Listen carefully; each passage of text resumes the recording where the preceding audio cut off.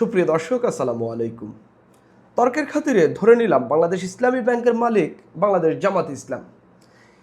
তর্ক সাপেক্ষে এই ব্যাংকটির মালিক যদি জামাত ইসলামী হয়ে থাকে, এই ব্যাংকটি পরিচালনা করবে কে? নিঃসন্দেহে বাংলাদেশ ব্যাংক কিংবা বাংলাদেশ সরকার। তবে জামাত ইসলামের অবস্থা এমন যে তারা এই ব্যাংকটি নিজেদের করে রাখতে চায় এবং তাদের নেতাকর্মীদের যে অবস্থান বা যে বক্তব্য, এর মধ্য দিয়ে স্পষ্ট তারা এই ব্যাংকটিকে নিজেদের হাতছাড়া কোনোভাবেই করতে চায় না।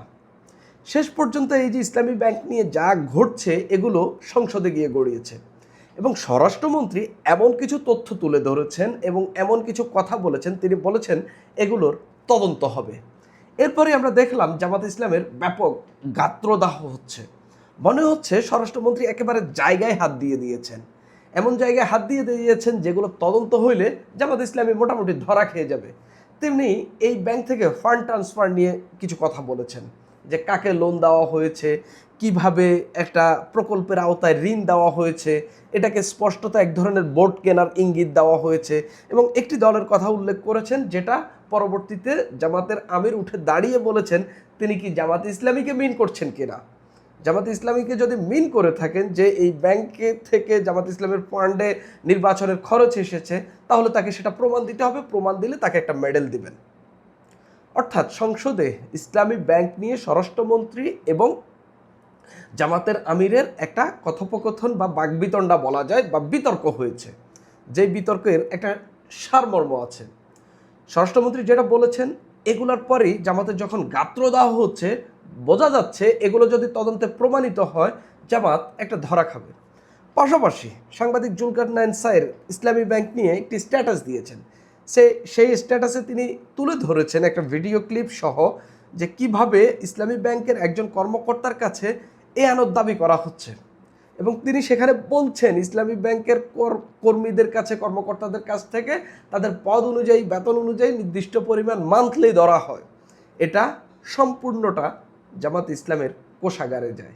দলের নেতাকর্মী কিংবা দলের মতাদর্শীদের কাছ থেকে এই টাকা নেওয়াটাকে অনেকেই বৈধতা দিয়ে থাকেন, অসুবিধা মনে করেন না, দলকেই তো দিচ্ছেন, তিনি যেই দলকে পছন্দ করেন।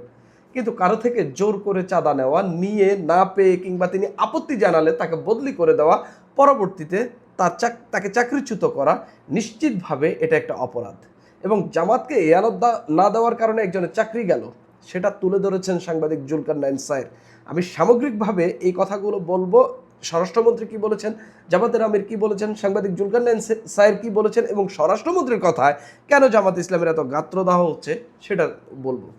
স্বরাষ্ট্রমন্ত্রী উঠে স্পষ্টত বলছেন যে জামাতের পক্ষ থেকে ব্যাংকের মালিকানা দাবি করা হচ্ছে না, তবে নীতি পেরানোর পক্ষে। তো নীতিটা ফেরাবে কে? স্পষ্টত বাংলাদেশ ব্যাংক, বাংলাদেশ সরকার, তাই না? তিনি বলছেন এখন বলা হচ্ছে আপনারা ব্যাংকের মালিক না, জামাত ইসলামী ব্যাংকের মালিক না, আবার বলছে ইসলামের উপর হাত দেবেন না। তিনি এখানে এই বিষয়ে খুব সুন্দর একটা কথা বলেছেন, যে আমাদের ইসলামী ব্যাংক ইসলামী নয় বা ইসলাম নয়, ইসলামী ব্যাংক ইসলাম নয়, আমাদের মির্জা ফখরুল ইসলাম আলমগীর সাহেবও ইসলাম নয়, জামাত ইসলামও ইসলাম নয়। খুব সুন্দর একটা উদাহরণ টেনে তিনি বলছেন, একবার যেই ব্যাংক আজান দিয়ে তকবিরে লিল্লাহ বলে দখল হলো, সেই ব্যাংকটা বেদখল হয়ে যাবে, অর্থাৎ সরকারের নিয়ন্ত্রণে চলে আসবে, এটা নিশ্চয়ই মানতে পারছে না বা এই যাতনা তো আমরা বুঝি। তিনি এইভাবে বলছেন যে জামাত ইসলামী তকবিরে লিল্লাহ বলে এই ব্যাংক দখল করেছে, এটা এখন সরকার তাদের নিয়ন্ত্রণে নিচ্ছে, বাংলাদেশ ব্যাংকের নিয়ন্ত্রণে নিচ্ছে। এখন আপনি বলতে পারেন সরকার যে প্রক্রিয়ায় নিয়ন্ত্রণে নিচ্ছে কিংবা সরকার যেভাবে প্রশাসক বিতর্কিত লোক যদি নিয়োগ দিয়ে থাকে, সেটা নিয়ে সমালোচনা হইতে পারে, কিন্তু ব্যাংকের মালিক দাবি করে আপনি এই ব্যাংকটি পরিচালনা করবেন বা আপনি এই ব্যাংকটিকে এককভাবে নিয়ন্ত্রণ করবেন, সেটা তো আর হইতে পারে না। তো তিনি তুলে ধরছেন যে কি 5 আগস্টের পর কি অনিয়ম ইসলামী ব্যাংকে হয়েছে, স্বরাষ্ট্রমন্ত্রী তার জায়গা থেকে তুলে ধরেছেন। আমি বলছি না যে এগুলো সব সত্য বা এগুলো সব কিছুর জাস্টিফিকেশন আমার কাছে আছে, তবে তিনি বলছেন একজন স্বরাষ্ট্রমন্ত্রী এবং তিনি বলছেন এগুলো তদন্ত করবেন। অর্থাৎ তার কাছে এই অভিযোগগুলো আছে, এই ঘটনাগুলো তার হাতে আছে এবং যেগুলো তিনি জামাতকে স্পষ্টত জানাচ্ছেন এগুলো তারা তদন্ত করবেন। তো তিনি কি বলছেন, আরডিএস ইসলামী ব্যাংকের একটা ফ্ল্যাগশিপ প্রকল্প, এই প্রকল্পের মাধ্যমে 22,000 কোটি টাকা বিতরণ করা হয়েছে। আগে 11,000 কোটি টাকা দেওয়া হয়েছিল, 5 আগস্টের পর নির্বাচনী বৈতরণী পার হওয়ার জন্য 11,000 কোটি টাকা দেওয়া হয়েছে। তিনি বলছেন 5 আগস্টের পর জামাত আসলে নির্বাচনী বৈতরণী পার হওয়ার জন্য 11,000 কোটি টাকা এই প্রকল্পের মধ্য দিয়ে ইসলামী ব্যাংক থেকে খরচ করেছে এবং বলছেন যার অধিকাংশই হচ্ছে নারীদের কাছে গেছে, অর্থাৎ নারীদের ভোট কেনার ক্ষেত্রে এটা একটা প্রভাবক হিসাবে কাজ করেছে। এই অভিযোগটা এসেছে। 5 আগস্টের পর ইসলামী ব্যাংক থেকে নাবিল গ্রুপকে 700 কোটি টাকা এলসির বিপরীতে ঋণ দেওয়া হয়েছে। পরে মালামাল বিক্রি করে ব্যাংকের টাকা ফেরত দেওয়া হয়নি। 700 কোটি টাকা নিয়েছে নাবিল গ্রুপ। নাবিল গ্রুপ কাদের সঙ্গে সংশ্লিষ্ট এবং নাবিল গ্রুপ একটা টেলিভিশন চ্যানেল এনেছে, সেটা নিয়ে তিনি প্রশ্ন তুলেছেন। তিনি বলছেন এই গ্রুপ একটা টেলিভিশন চ্যানেল এনেছে এবং নির্বাচনের সময় এই টেলিভিশন চ্যানেল কার পক্ষে কাজ করেছে, কার পক্ষে কথা বলেছে সেটাও তিনি জানেন এবং নাবিল গ্রুপের ওই টেলিভিশন চ্যানেল সম্পর্কে আমি অবগত আছি। আমরাও জানি কোন মতাদর্শে এই টেলিভিশনটি চলে, কোন রাজনৈতিক মতাদর্শের পক্ষে এই টেলিভিশন চ্যানেল অবস্থান নেয়, সেটা কিন্তু আমরা যারা সাংবাদিকতা করি তারা সবাই জানি। আমি চ্যানেলটির নাম বলছি না, আপনারা অনেকেই নাবিল গ্রুপ বলাতে চিনে গেছেন এবং আপনারা একটু ঘাটাঘাটি করলেই দেখতে পারবেন। তো তিনি বলছেন যে নাবিল গ্রুপকে যে এলসির বিপরীতে 700 কোটি টাকা দেওয়া হয়েছে, যেই এলসির বিপরীতে দেওয়া হয়েছে এলসির মালামাল বিক্রি করা হইলেও টাকা ফেরত দেওয়া হয়নি। নাবিল গ্রুপ যাদের ইতিমধ্যেই প্রায় 16,000 কোটি টাকা ঋণ রয়েছে, সেরকম একটি গ্রুপকে ইসলামী ব্যাংক কীভাবে 700 কোটি টাকার ঋণ দিল, যাদের সঙ্গে এস আলমের সংশ্লিষ্টতার অভিযোগ রয়েছে। স্বরাষ্ট্রমন্ত্রী বলছেন তার লায়াবিলিটি হচ্ছে 16,000 কোটি টাকা, এর বিরুদ্ধে তদন্ত হচ্ছে না কেন? তিনি বলছেন এর বিরুদ্ধে তদন্ত হবে।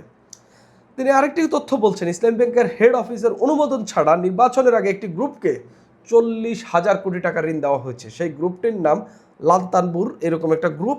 সেই গ্রুপটিও জামাত সংশ্লিষ্ট বলে অনেকেই মনে করেন। তকবির দিয়ে ব্যাংক দখল করার পর যাদের চাকরিচ্যুত করা হয়েছে, 5 আগস্টের পর প্রায় 9,000 কর্মীকে ইসলামী ব্যাংক থেকে চাকরিচ্যুত করা হয়েছে। অনেকেই বলে থাকেন যারা জামাত ইসলামকে এয়ানত দেয়নি এবং যারা জামাতের পক্ষে থাকেনি তাদেরকেই এখান থেকে চাকরিচ্যুত করা হয়েছে এবং স্বরাষ্ট্রমন্ত্রী বলছেন কোনো আইন কানুন না দেখিয়ে তাদের নিয়ম বহির্ভূতভাবে চাকরিচ্যুত করা হয়েছে। 6,000 নতুন নিয়োগ দেওয়া হয়েছে, যার সবাই একটি রাজনৈতিক মতাবলম্বী বা মতাদর্শী। 13,000 পদোন্নতি দেওয়া হয়েছে, যারা সেই ক্যাটাগরি থেকে প্রমোশন পেয়ে যেই ক্যাটাগরিতে যাওয়ার কথা নয় 3টা করে প্রমোশন দেওয়া হয়েছে। তিনি বলছেন যে এই যে এই নতুন করে যাদেরকে 6,000কে নিয়োগ দেওয়া হয়েছে, এই 6,000-এর মধ্যে অর্ধেক নিয়োগ হয়েছে, বাকি অর্ধেক এখনও পেন্ডিং আছে, যে কোনো সময় ঢুকিয়ে দেওয়া হতে পারে, তবে তদন্ত হইলে তাদের পথ আটকে যাবে। তিনি বলছেন এই অনিয়মগুলো তো হয়েছে মাননীয় স্পিকার, বাংলাদেশ ইসলামের নামেই তো হয়েছে বলে মনে হয়, এগুলো তদন্ত হলে হয়তোবা আমাদের কারো কারো নাম ওইখানে চলে আসতে পারে। এই যে স্বরাষ্ট্রমন্ত্রীর যে অভিযোগ, এই অভিযোগ শুনেই বক্তব্য দিলেন জামাত ইসলামের আমির। তিনি উঠে দাঁড়িয়ে বললেন স্বরাষ্ট্রমন্ত্রী যদি জামাত ইসলামের দিকে ইঙ্গিত করে থাকেন তাহলে তিনি চ্যালেঞ্জ জানাচ্ছেন, কেউ প্রমাণ করলে তিনি ব্যক্তিগতভাবে তাকে মেডেল দেবেন। অর্থাৎ তিনি বলেননি তিনি ওইখান থেকে সরে আসবেন, তিনি বলেননি তিনি পদত্যাগ করবেন কিংবা হচ্ছে অন্য কিছু একটা, ব্যক্তিগতভাবে মেডেলের কথা বলেছেন। স্বরাষ্ট্রমন্ত্রী এটা তদন্ত করবেন কিনা আমার কাছে মনে হয় ইসলামী ব্যাংক নিয়ে যে পর্যায়ে পৌঁছেছে, যে ঘটনাগুলো ঘটছে এবং স্বরাষ্ট্রমন্ত্রী বেশ কিছু অভিযোগ তুলেছেন, এগুলো প্রমাণ করলে নিঃসন্দেহে জামাত ইসলামের কিছু কিছু জায়গায় ধরা পড়ার মতো ঘটনা ঘটবে। বিশেষ করে নিয়োগটা নিয়ে, যে নিয়োগ যেভাবে বাতিল করা হয়েছে, যে প্রক্রিয়া যাদেরকে চাকরিচ্যুত করা হয়েছে, যে প্রক্রিয়ায় নতুন নিয়োগ দেওয়া হচ্ছে এবং তারা যে রাজনৈতিক মতাদর্শী এবং সেখানে যে এয়ানত তোলা হয়, সেসব নিয়ে তদন্ত করলে নিঃসন্দেহে জামাত ইসলামী ধরা পড়বে। ব্যাংক যে বা বিভিন্ন প্রতিষ্ঠান যে ঋণ নেয় সামহাউ, সেগুলো তো হচ্ছে এক ধরনের বৈধতা প্রতিষ্ঠানগুলো কিংবা হচ্ছে সেখানে ব্যাংকগুলো দেখাতে পারে। এখানে আপনি অবৈধ কাজ খুঁজে পাওয়া খুবই কঠিন।